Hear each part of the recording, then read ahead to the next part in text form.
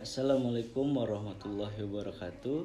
Perkenalkan, nama saya Dwi Satria Nugraha. Di sini saya akan menjelaskan apa yang dimaksud dengan zakat serta macam-macam zakat dan mengapa di Indonesia masyarakatnya belum sadar zakat atau masih sedikit yang berzakat selain zakat fitrah.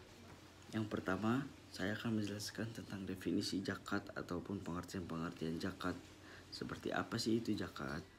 Zakat atau dalam bahasa Arab yang berarti zakah, dalam segi istilah adalah harta tertentu yang wajib dikeluarkan oleh orang yang beragama Islam dan diberikan kepada golongan yang berhak menerimanya seperti fakir miskin dan sebagainya.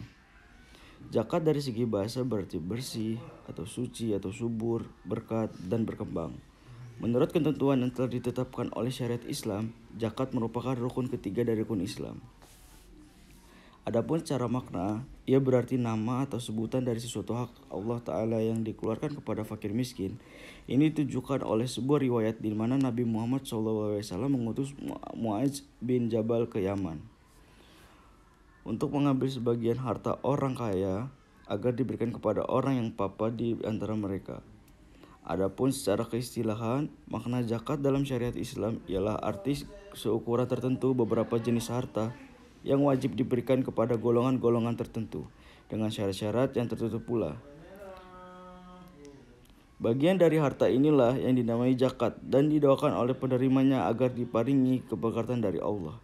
Tak jauh dengan ketentuan di atas, ia dikecualikan dari Bani Hashim dan Bani Muthalib dan wajib dikeluarkan bagi yang berakal, balik dan merdeka. Menurut Undang-Undang Nomor 38 Tahun 1999 disebutkan bahwasannya zakat merupakan harta yang wajib disisihkan oleh orang muslim sesuai dengan ketentuan agama untuk diberikan kepada yang berhak menerimanya. Mungkin pengertian zakat seperti itu. Setelah dari saya menjelaskan apa pengertian zakat, di sini saya akan menjelaskan tentang apa saja macam-macam zakat. Yang pertama ada zakat fitrah, dan yang kedua ada zakat mal, dan yang ketiga ada emas dan perak, yang keempat ada binatang ternak, dan yang kelima ada zakat perdagangan atau tijarah. Yang pertama ada zakat fitrah. Salah satu jenis zakat yang wajib ditunaikan umat muslim adalah zakat fitrah. Zakat fitrah sendiri adalah jenis zakat yang wajib dibayarkan umat muslim ketika bulan Ramadan atau hari raya Idul Fitri yang datang. Selanjutnya, zakat fitrah dapat dibayarkan dengan 3,5 liter makanan pokok dari daerah yang bersangkutan. Di Indonesia tersendiri, biasanya orang akan memberikan beras. Ada juga orang yang memberikan biji-bijian, gandum, hingga kurma kering untuk diberikan sebagai zakat fitrah. Fungsi zakat fitrah itu sendiri bertujuan mensucikan orang yang berpuasa dari ucapan kotor dan perbuatan dosa. Hal ini dilakukan dengan cara memberikan makanan kepada fakir miskin dengan cara membantu mencukupi kebutuhan fakir miskin. Dan yang kedua ada zakat mal.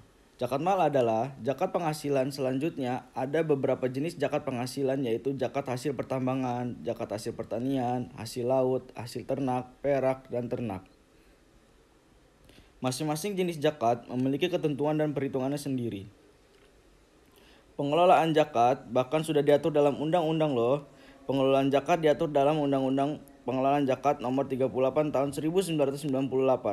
Zakat adalah harta yang wajib disisihkan oleh seorang muslim atau badan yang dimiliki oleh orang muslim sesuai dengan ketentuan agama untuk diberikan kepada orang yang berhak menerimanya.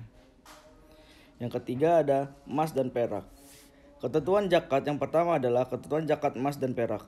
Anda diwajibkan membayar zakat yang cukup nisabnya dan telah dimiliki selama setahun. Perhitungannya adalah sebesar 2,5% dari nilai emas tersebut. Sebagai contoh, jika Anda memiliki emas sebesar 100 gram, maka zakat yang wajib dibayarkan adalah 2,5% dari emas. Sebagai contoh, 1 gram emas berharga 50.000, maka besaran zakat yang harus dibayarkan yaitu 100 gram dikali 50.000 dikali 2,5% sama dengan 125.000 rupiah. Dan yang keempat ada binatang ternak. Selanjutnya, zakat penghasilan yang harus Anda bayarkan adalah hasil ternak. Hewan ternak yang terkena wajib pajak adalah dengan hewan yang memberikan manfaat bagi manusia, digembalakan, mencari makan sendiri melalui gembala, telah dimiliki 1 tahun dan mencapai nisab. Masing-masing hewan ternak berbeda-beda. Sebagai contoh, sapi. Jika jumlahnya mencapai 30 ekor, maka zakatnya berupa seekor anak sapi 1 tahun. Dan yang terakhir ada zakat perdagangan atau tijoroh. Zakat perdagangan atau zakat tirokot yaitu zakat yang berkaitan dengan komoditas perdagangan. Zakat ini memiliki ketentuan yakni diambil dari modal dan dihitung dari total penjualan barang sebesar 2,5%. Anda bisa membayarkan uang dengan seharga nilai tersebut atau berubah barang dagangan. Dan yang terakhir, saya akan menjelaskan kenapa masyarakat Indonesia belum sadar adanya zakat atau masih sedikit yang berzakat selain zakat fitrah. Menurut saya, ada beberapa faktor yang mungkin dapat dijadikan sebagai penyebab, antara lain tingkat kepercayaan masyarakat yang masih rendah kepada lembaga-lembaga pengelola zakat. Selain itu, masih banyak di antara kaum muslimin yang belum mengerti cara menghitung zakat dan kepada siapa zakat dipercayakan untuk disalurkan. Faktor lainnya lagi yakni tidak adanya sanksi apapun bagi orang yang tidak mengeluarkan zakat. Jadi, inilah yang saya kira perbedaan dengan pajak yang jika tidak membayar bisa dikenal sanksi. Pada kasus seperti ini, kaum muslim mestinya proaktif untuk lebih kredibel dan transparan. Dalam segala hal yang berkaitan dengan perjakatan, jika hal tersebut bisa dilakukan, pengelolaan zakat di Indonesia pun dapat berkembang. Seiring dengan tren munculnya lembaga-lembaga seperti Dompet Duafa, Rumah Zakat, dan yang lainnya. Mungkin itu saja yang bisa saya sampaikan. Lebih kurangnya saya minta maaf. Wabillahi taufiq wal hidayah. Wassalamualaikum warahmatullahi wabarakatuh. Terima kasih.